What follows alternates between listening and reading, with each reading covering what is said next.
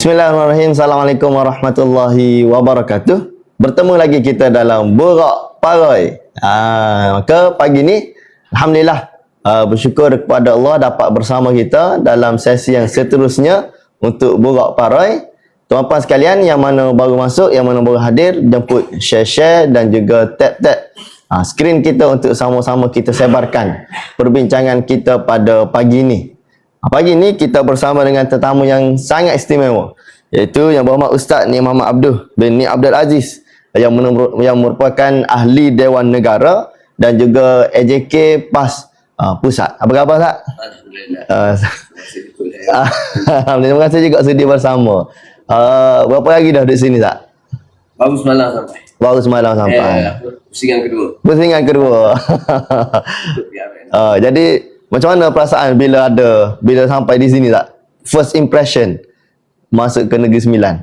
Lama saya tak datang untuk tujuan politik lah. Pada zaman muda dulu. Iya. Saya ketua muda dulu, acap hari. Lepas tu kurang sikit. Dan alhamdulillah, selepas Johor kita bagi Negeri Sembilan pula. Iya. Hari besar Negeri Sembilan. Hari besar Negeri Sembilan, betul. Baik. Jadi tuan-tuan sekalian, sebenarnya memang istimewa tetamu kita pada pagi ni, jadi jangan lepaskan peluang untuk sebarkan kepada semua. Pastikan supaya kita punya tontonan kali ni lebih jauh daripada yang sebelum ni. Baik Ustaz, kita mulakan dulu persoalan perbincangan kita pada pagi ni dengan hujahan pihak lawan yang sentiasa menyebutnya adalah ada kaitan sikit dengan arwah ayah Ustaz, iaitu kalaulah jika kalaulah lepas ni zaman Tuan Guru Ni Abdul Aziz ni mesti tak jadi macam ni dah. Lepas tu kalau ada apa-apa yang PAS buat sekarang, kenapa jadi macam ni Kalau dulu ni mesti tak boleh nak buat dah sebab arwah Tuan Guru Ni Aziz ni tak bagi. Jadi persoalannya, ada beza ke sebenarnya yang apa yang disebutkan oleh orang-orang antara zaman dulu dengan zaman ni, pembawakan PAS ke dan sebagainya? Silakan tak? Terima kasih. Saudara Fikran. Jemput saya pada pagi ini untuk bersama dalam podcast Sepenuh PRN. Iya. Di Negeri Sembilan, khususnya di Dewan Paroi. Betul. Tuan Haji Kamarul, kita nak kekalkan dia sebagai yang berhormat di kawasan Hidun. Sebenarnya soalan ini kebanyakannya daripada kawan kita dari sebelah sana adalah sebelah PAN. Betul. Parti Amanah. Yang hujah mereka keluar daripada parti PAS dulu masa krisis. Dan antara hujah besar mereka dikata PAS sekarang tak sama dengan PAS dulu. Kalau PAS zaman almarhum Tun Bini Aziz lain, Presiden PAS Tun Bajari lain. Itu hujah mereka lah daripada dulu sampai sekarang. Cakaplah dengan mereka, itulah di antara hujah yang sentiasa. Sebenarnya dia tak timbul masalah pun. Mana ada orang yang sama 100%. Kalau Quran sebut yusqa min ma'in wahid. Wa fil a'udzubillahi minasyaitonir rajim. Wa fil ardi qita'un mutajawiratun wa jannatun min a'nabin wa zar'un wa nakhilun sinwan wa ghayru sinwani yusqa bima'in wahid. Allah Ta'ala gambarkan di antara nikmat Tuhan ialah Allah Ta'ala ciptakan muka bumi. Tanah yang kita duduk ni, Allah Ta'ala dah jadikan dia ni berbeza-beza. Berbeza-beza. Tanah jarak beberapa kilometer, tapi tanah ni sesuai untuk tanam pokok. Tanah ni sesuai untuk penempatan. Wa fil ardi qita'un mutajawirah. Duduk dekat-dekat, tapi tanah ni dia punya isi dia tak sama. Ada sesuai untuk tanaman, ada sesuai untuk penternakan, ada sesuai untuk pokok besar, pokok kecil. Maksudnya Allah Ta'ala telah jadikan bumi ini dengan perbezaan. Dengan perbezaan untuk tujuan kebaikan manusia. Baik itu saya ambil contoh kesemula jadian yang Allah Ta'ala ciptakan, iaitu persamaan dan perbezaan yang membawa kita kepada nikmat kehidupan. Begitu juga dalam kita umat manusia. Cuba tengok Rasulullah SAW. Siapa yang Allah Ta'ala bekalkan untuk Rasulullah daripada kalangan sahabat yang akan menggantikan Rasulullah SAW selepas kewafatan mereka? Allah Ta'ala pilih orang-orang yang terpilih, dan orang-orang yang terpilih ni semuanya tak sama. Walaupun mereka ni yusqa bima'in wahid, mereka ni disiram daripada air yang sama, air Al-Quran sunnah Nabi SAW. Tapi lahirlah individu yang berbeza. Cuba kita tanya, Abu Bakar dengan Umar ni sama? Oh, lain. Kita boleh kata sama, kita boleh kata lain. Sama kenapa? Dia bersumberkan Al-Quran dan Nabi SAW. Tak sama, karakter dia tak sama. Cara mereka melihat tak sama. Hari pertama Abu Bakar ganti Rasulullah jadi khalifah, hari pertama tu juga berlaku perbezaan. Sayyidina Abu Bakar kata kita nak lawan yang ridah kan, Umar lawan. Hari pertama lagi berbeza. Hari pertama tu dah ada dah. Itulah kemanisan. Itu Abu Bakar, dia jadi khalifah dalam tempoh yang sekejap, 2 tahun, tapi dia meninggalkan satu legasi yang dibaca sampai sekarang. Umar mengambil alih.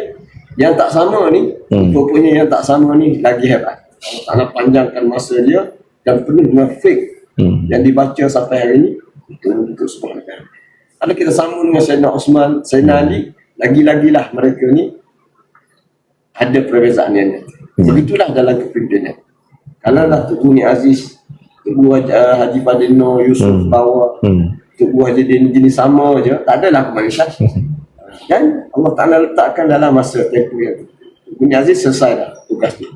Sekarang dia ambil Tugu Ni Aziz, almarhum Ustaz Fadil Tugu Haji Fadil Yusuf Bawa dan guru-guru kita ni telah berlalu, tugas mereka telah selesai. Kita harap Allah Ta'ala terima mereka, bagaimana Allah Ta'ala menerima amalan kita. Hari ini kita di bawah kepimpinan Tugu Presiden Tugu Haji Adi. Dan kita tengok perbezaan itulah yang memacu PAS hari ini. Tak kata persamaan saja, bahkan di sebalik persamaan, di sebalik perbezaan itulah kita melihat keputusan semasa yang dibuat adalah sesuai yang kita tengok kesannya PAS hari ini. Berkembang dengan maju. Kalau di Kelantan, Tugu Ni Aziz ni melalui kekuatan dia di Kelantan mentadbir, dia sebagai musyidaan, dia berkenal PAS sehingga diterima sedikit demi sedikit di wilayah di seluruh negara. Dan ujungnya adalah Tugu Presiden kita ambil dan kita melihat bagaimana PAS ni telah berkembang. Kita dah ada wakil sampai ke Sabah. Dan dalam hari-hari terakhir, PRN di Johor, PRN di Negeri Sembilan, dan kita akan hadap lagi PRN, seterusnya PRN akan datang ni, kita akan tengok insyaAllah perkara yang lebih menarik daripada PAS dan juga daripada Perikatan Nasional. Baik, terima kasih Zak untuk jawapan permulaan. Jadi tuan-tuan sekalian, sebenarnya perbezaan tu adalah satu lumrah yang biasa. Dan kalau ikutkan Zak, sebelum meninggalnya arwah Tuan Guru Ni Abdul Aziz, Presiden masa tu pun masih Tuan Guru Haji Abdul Hadi. Masa Presiden yang sama je sebenarnya. Cuma bila berbeza zaman, kita berbeza pendekatan dan pembawakan. Baik, teman sekalian. Jadi kita masuk kepada topik yang kedua yang kita nak bincang pada pagi ni adalah yang lepas ni dia akan kenal dengan walaun tak? Kalau media sosial. Di media sosial antaranya. Jadi boleh tak Ustaz cuba terangkan pagi ni kepada kita semua yang berada di live kita ni, walaun tu, walak tu apa konsep dan juga perjalanan dia yang sebenarnya yang menyebabkan specialnya kita orang panggil walaun ni, kita bangga. Walaun ni daripada, saya tak tahu daripada mana, media sosial. Ya, media sosial. Dan di betul. Media apa ni, pihak saingan. Ya. Dengan ada yang untuk memperlekehkan kesetiaan ahli PAS. Ya. Pendukung PAS kepada parti PAS. Sebenarnya walak ni panjang nak ulas. Dia adalah satu ilmu. Satu ilmu yang besar yang dibincangkan sama ada dalam bab akidah. Al-wala' wal-bara'. Wal-bara'. Cuma dalam konteks sebuah pertubuhan politik, maka kita duduk khusus kepada kesetiaan ahli kepada parti, kepada jamaah. Asalnya ambil daripada kesetiaan kepada Allah dan Rasul. Al-wala' ni kesetiaan kita kepada agama. Innama waliyukumullah wa rasuluhu walladzina amanu alladzina yuqimuna as-salata wa yu'tuna az-zakata wa hum raki'un. Wa man yatawallallaha wa rasulahu walladzina amanu fa inna hizballahi humul ghalibun. Allah Ta'ala mengangkat erti wala'. Wala' kamu, wahai orang mukmin, innama waliyukumullah. Wali kamu, wali ni pada wala'. Bagi kamu, yang menjaga kamu, yang kamu kena setia kepadanya adalah Allah dan Rasul dan orang-orang yang beriman. Ini dalam satu ayat Allah Ta'ala letak Allah, Rasul dan orang beriman. Kesetiaan dalam hidup kita. Maknanya kita kena pilih jalan Allah, jalan Rasulullah. Wayattabi' ghayra sabilil mu'minin. Orang yang lawan Allah dan Rasul, dia akan ikut jalan orang bukan mukmin. Maksudnya kita kena ikut jalan orang mukmin. Selepas Allah dan Rasul, jalan yang kita kena ikut ialah jalan para ulama. Ayat-ayat banyaklah. Ayat takwil mukminun al-kafirin awliya al-mukminin. Orang-orang mukmin tak boleh ambil orang kafir yang lawan Islam. Orang kafir lah, orang bukan Islam. Orang mukmin tak boleh ambil mereka sebagai wali untuk kita setia kepada mereka. Jadi dalam konteks politik Islam, kita diajar dua perkara. Pertama, politik Islam dia mesti duduk di atas jalan Islam, tak boleh lagi. Maksudnya asasnya adalah kita kena letak matlamat adalah matlamat agama. Jalan yang kita pilih adalah jalan agama. Tak boleh kita matlamat nak pergi Kuala Lumpur, tapi kita pilih jalan ke Ipoh. Tak boleh. Tak sampai. Adalah jalan ke Kuala Lumpur. Dan jalan ni adalah jalan dari sudut agama, jalan ni adalah jalan Rasulullah. Ya Rasulullah. Kul hadhihi sabili ad'u ila Allah. Itu juga jalan orang mukmin yang datang selepas Rasulullah sallallahu alaihi wasallam. Ini adalah asas yang tak boleh lari dalam politik. Maksudnya bila kita politik, parti yang kita nak pilih adalah parti yang jelas matlamatnya. Matlamatnya adalah Allah. Matlamatnya adalah akhirat. Matlamatnya adalah apa yang dibina oleh Rasulullah dalam politik. Kemudian masa berjalan itulah cara macam-macam. Kita nak jalan dengan apa? Kadang-kadang kita naik kereta api, kadang-kadang dengan kereta, kadang-kadang kita berhenti sekejap untuk makan, untuk rehat. Itu masing-masing lah. Yang penting sampai di atas jalan itu. Jadi ada kita panggil perkara yang tak boleh kita ubah dalam politik, ada yang boleh kita ubah. Jadi dalam isu itulah yang diajak oleh parti. Akhirnya dengan sebab ajaran inilah dalam politik PAS, saingan ataupun musuh politik ni dia tak selesa dengan PAS. Kenapa? Susah nak tukar ahli PAS. Betul. Kerana orang PAS ni dia berpegang dengan sesuatu yang dia tak boleh ubah. Dan kerana kekuatan inilah akhir sekali mereka gelarkan istiqamah ahli PAS ni sebagai walak. Walak ni maknanya orang yang saya rasa maksud dia ialah nak sebutnya orang PAS ni membabi buta. Betul. Ikut taat membabi buta asalkan pemimpin kata apa. Taat. Sebenarnya bukan. Kalau kita tengok cara perjuangan ahli PAS, struktur parti, bagaimana mereka memilih pemimpin dalam muktamar dalam usaha tu, kita akan dapati bahawa PAS paling sempurna. Cara kita memilih, mengangkat dan menurunkan pemimpin dengan cara yang betul. Tak ada, maknanya kita boleh tengok tak ada perbalahan. Siapa mereka angkat terus balik kursi. Benda tu boleh berlaku dalam parti lain, tapi dalam parti PAS ni tak ada. Kata mengata tu biasalah. Tak semua orang sama. Tak semua sama. Yang penting ada orang yang lari laju dia sampai awal. Orang yang lari perlahan dia sampai awal. Itu dalam. Baik, terima kasih Ustaz. Maka maksud walaun yang kita faham adalah taatnya kita kepada pimpinan. Taat kita kepada pimpinan selagi dia tidak bercanggah dengan apa yang Ustaz sebut tadi. Matlamat kena sama, jalan pun kena sama. Kenaikan apa tu, yang tu boleh berbeza. Cara berbeza. Nak naik macam mana, naik apa, tapi jalan tu kena sama dan tujuan pun kena sama. Jadi bila begitu Ustaz, adakah sebenarnya walak ni, tadi Ustaz ada sebut walak itu ada kepada Allah, Rasul dan orang yang beriman. Maka dalam konteks jemaah kita, dalam konteks parti kita, sebenarnya konsep walak yang kita nak terangkan, kita nak bawa dan kita yang sebetulnya adalah walak kepada parti, kepada jemaah ataupun walak kepada individu-individu tertentu. Sama ya, kita kena faham individu tu siapa ini? Jawatan dia. Bukan nama dia. Okey. Jawatan dia dalam parti. Dalam parti. Ya. Dulu orang sebut macam awal tadi. Ya. Kenapa Tuk Guni Aziz pernah berpesan sama dia jangan berkawan. jangan buat satu. Jangan wagu. UMNO ni adalah lawan kita. Ya.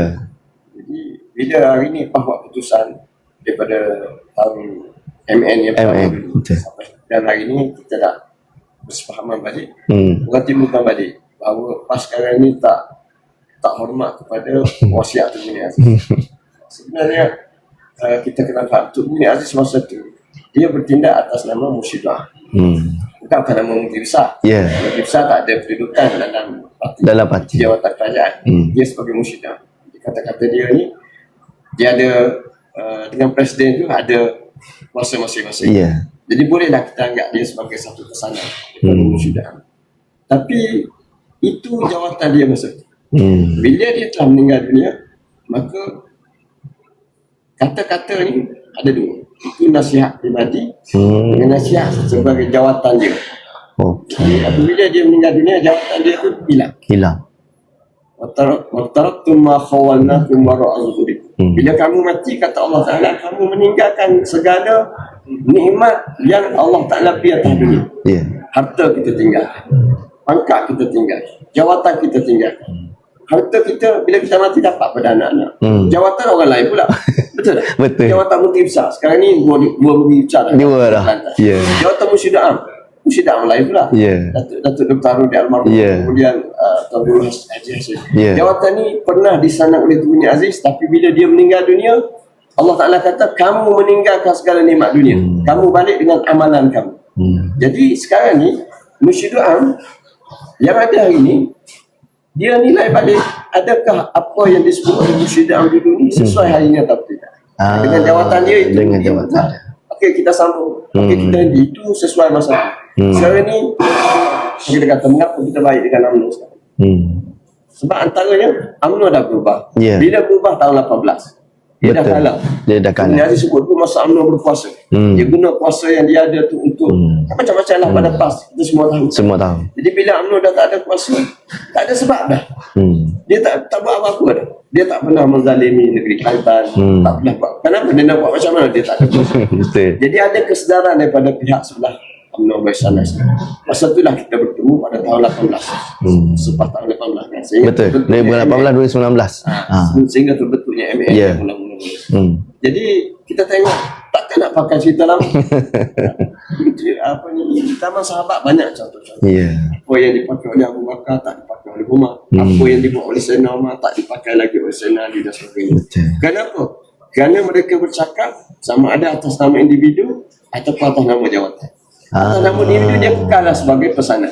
Tak boleh jadi arahan. Individu mana pun guru pun ulama pun bila dia bercakap atas nama pendapat dia tak akan jadi arahan. Dia hanyalah jadi pesanan sebagai ilmu. Kalau dia bercakap atas nama jawatan dia, atas nama Menteri Besar, aku Gubernur, aku Khalifah, maka ia terpakai selama mana dia pegang jawatan tersebut. Bila dia tak pegang, kan Tun Bini Aziz pun kalau dia jadi Musyidah, lepas tu dia masih hidup dia berhenti jadi Musyidah. Masa tu kata-kata dia sebagai Musyidah tu orang tak pakai lah. Pakai yang baru lah. Pakai yang baru. Itu kaedah biasa. Itu maksud. Jadi maksudnya walat kita adalah kepada pemimpin kita.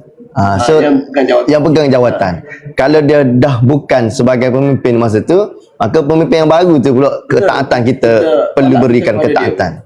Kesetiaan kita pada yang baru. Dia individu tapi berdasarkan jawatan. Bukan individu semata-mata sahaja. Baik, terima kasih Ustaz untuk pencerahan. Jadi tuan-tuan sekalian, kita sudah masuk pada pertengahan perbincangan ini.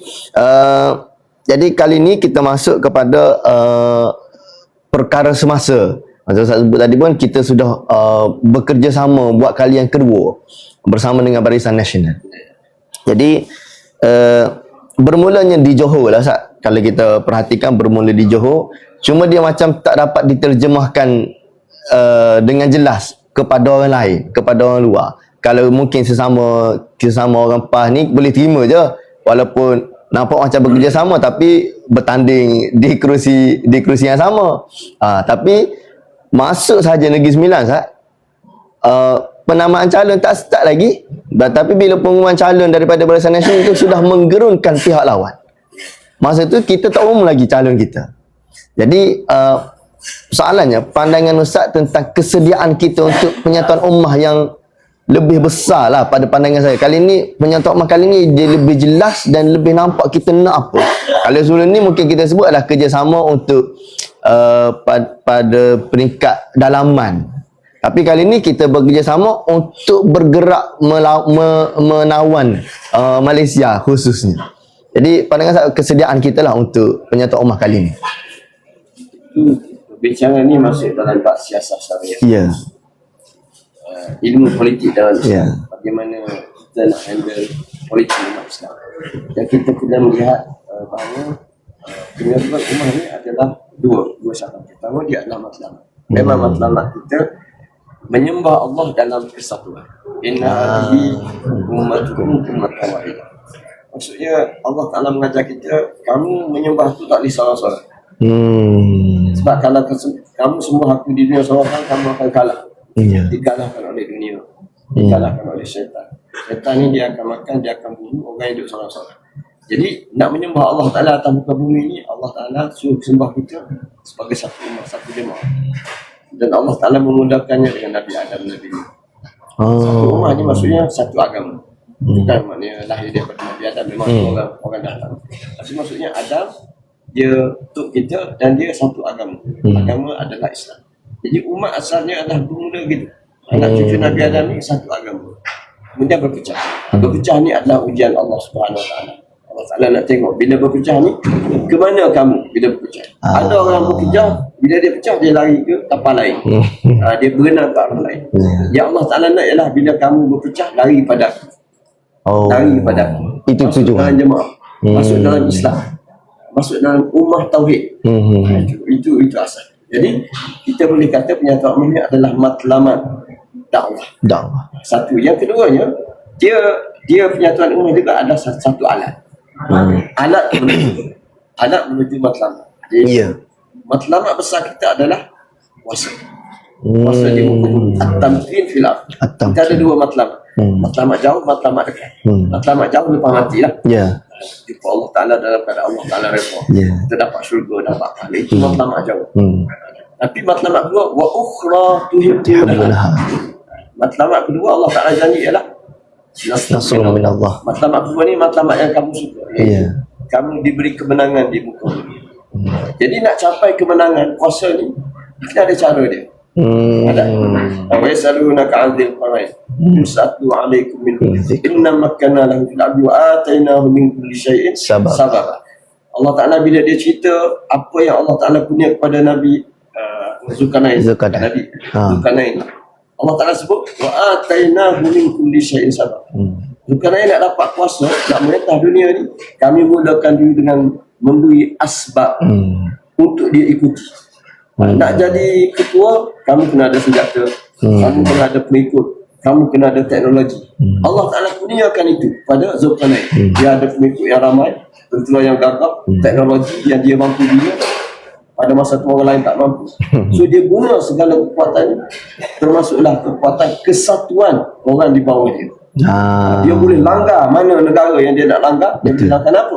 Kerana tentera dia adalah tentera yang satu. Maksudnya untuk pergi ke Putrajaya.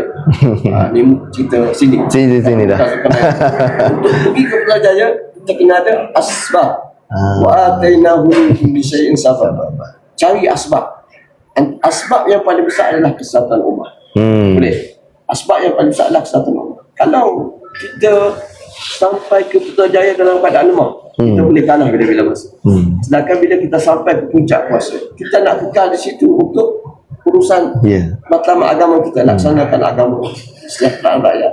Tapi kalau kita sampai dalam keadaan lemah, tak ada sampai 5 tahun kerajaan itu boleh lemah. So kita kena faham bahawa apa yang PAS buat hari ini adalah apa yang kita faham bagaimana untuk mencapai maslahat untuk negara kita Malaysia, supaya politik Malaysia yang masih lagi tidak stabil selepas tahun 18, rakyat Malaysia masih lagi mencari siapakah yang paling layak untuk jaga Malaysia, untuk memimpin Malaysia. Kita bertukar-tukar dalam beberapa orang. Maksudnya dalam beberapa orang parti dan beberapa partinya Putrajaya masih tak stabil sampai hari ini. Hari ini PMF pegang. Orang jangka PMF pegang ni dengan lama dia sebagai ahli politik, apa yang dia lalui macam-macam, dia berjaya. Tapi rakyat tak tahu. So rakyat nak menilai lagi. So kita hadap dengan PRN Johor, di saat masa itulah kita mencadangkan kekuatan yang lebih besar daripada MN dulu kita buat. Tapi MN ni dah besar, tapi dia diuji dengan satu ujian besar sekali, runtuh balik. Dan orang jangka susah dia nak buat. Betul. Tapi dengan kehendak, keikhlasan, datang balik. Mana kesedaran tu daripada pihak bawah, pihak atas apatah lagi. Akhir sekali bertemu di Johor. Sikit-sikit. Johor ni ibarat bina balik lantai. Negeri Sembilan ni tangga satu. Kemudian tangga dua. Melaka. Tangga tiga tu Putrajaya. InsyaAllah. Baik, terima kasih Ustaz. Maka hakikat sebenarnya adalah langkah penyata Oman ni adalah untuk kita menyelamatkan Malaysia ni dan memastikan Malaysia ni diperintah dengan stabil. Gitulah. Baik. Bila penyata Oman ni Ustaz, terutama sekali di Negeri Sembilan, ataupun kita mudah kata sebut kerjasama politik lah dulu untuk setakat ni, sehingga kan kita dapati bahawa di Johor pun dah ada dulu, iaitu Tuan Guru Presiden sebut terus ahli PAS yang kerusi yang PAS dan PN tidak bertanding undi Barisan Nasional. Masa tu di Johor ujiannya kepada ahli PAS sahajalah, ataupun ahli Perikatan Nasional. Bila Negeri Sembilan, kerusi yang yang Barisan Nasional tak bertanding, iaitu Perikatan Nasional bertanding, UMNO, MCA, MIC, PAS, semua kena undi Perikatan Nasional. Di kerusi Barisan Nasional bertanding, tak kisahlah daripada Perikatan Nasional ke daripada Barisan Nasional, semua kena undi Barisan Nasional. Dia ada sikit unsur apa kita sebut janggal lah. Janggal maksudnya macam tak pernah lagi ni.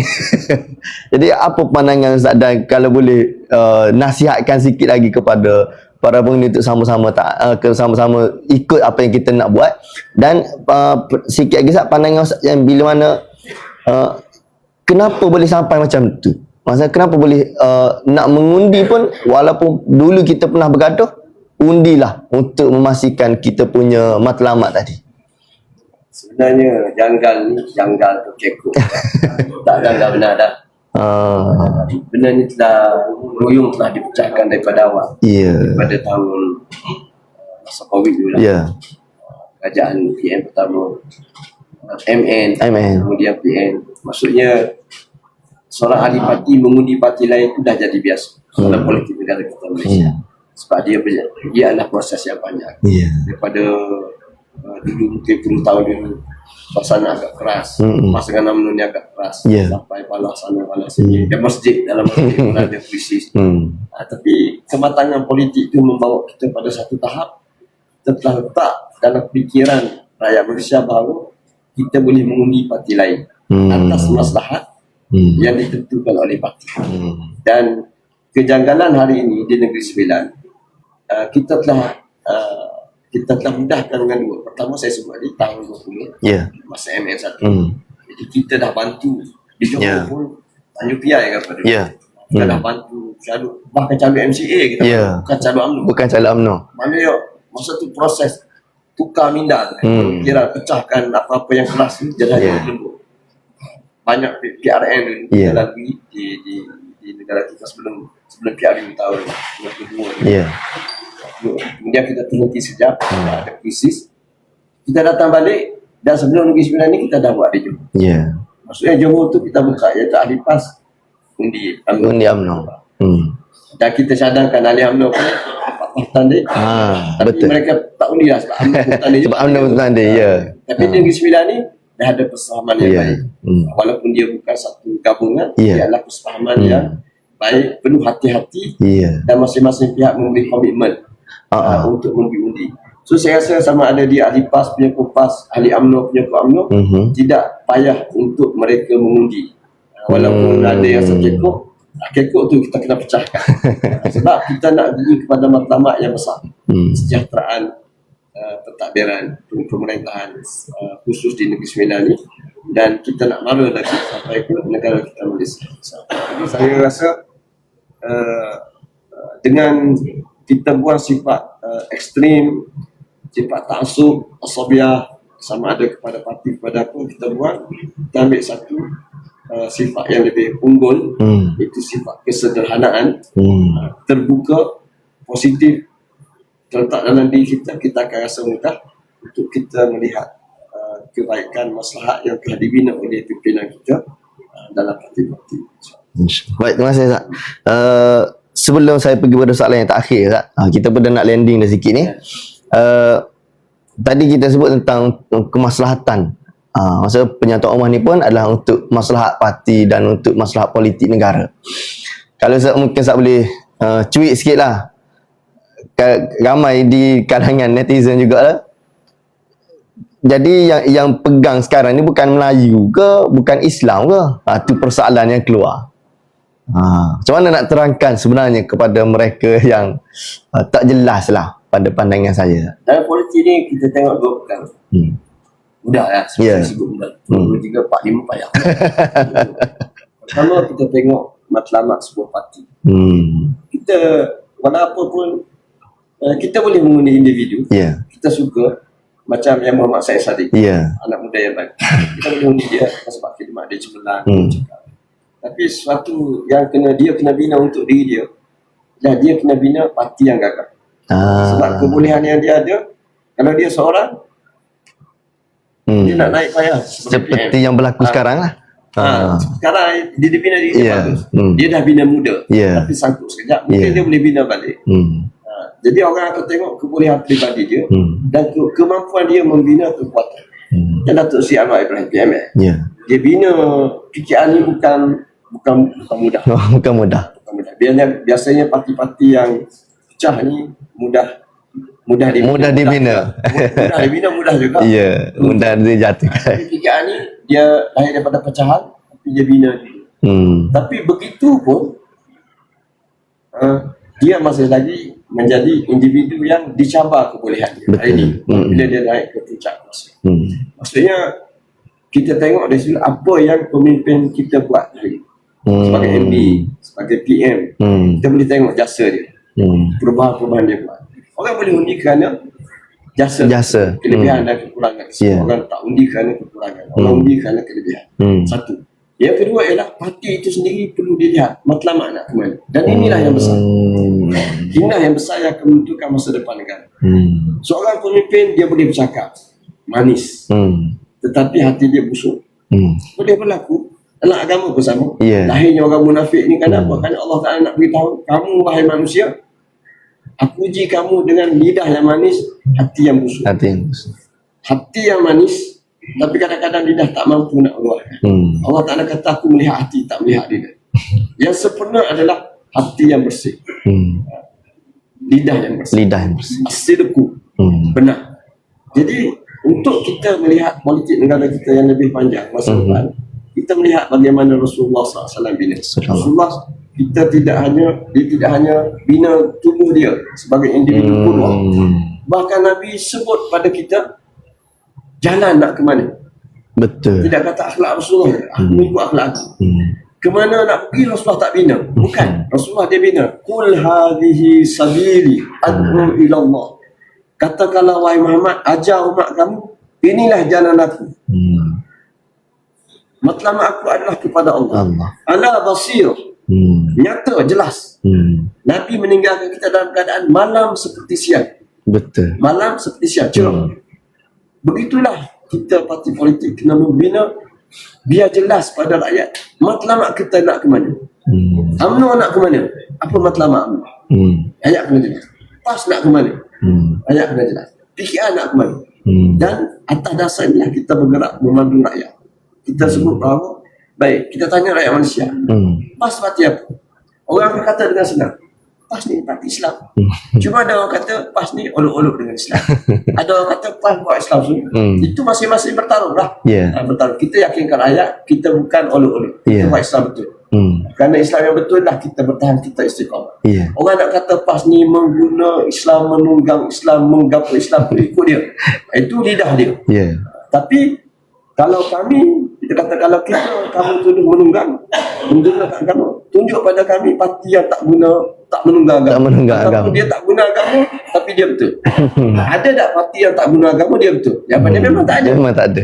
Parti ni, politik ni kena guna agama. Macam guna disebut. Ya. Nak guna apa? Hmm. Rasulullah dia datang guna agama. Nak makan, kita guna agama. Guna agama.